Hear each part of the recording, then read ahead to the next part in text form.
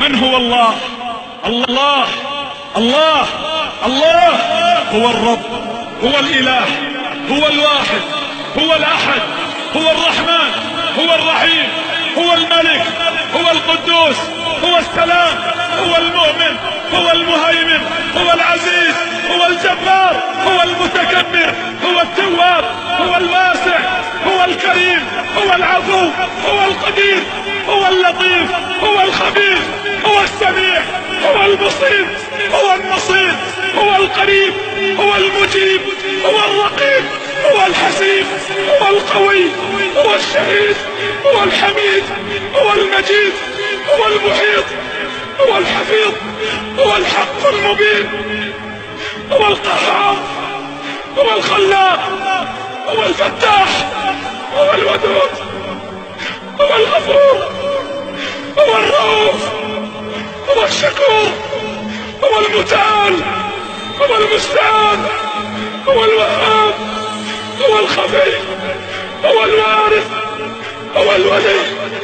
هو القائم، هو القادر، هو الغالب، هو القاهر، هو البر، هو الحافظ، هو المليك، هو المقتدر، هو الوكيل، هو الكفيل، هو الكافي، هو الأكرم، هو الرزاق،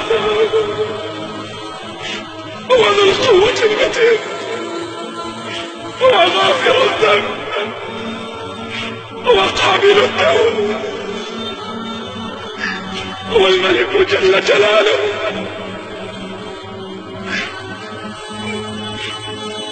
لا إله إلا الله، ذلكم الله. لو أن أشجار البلاد جميعها الأقلام تكتبها بكل زمان، والبحر تلقى فيه 7 أبحر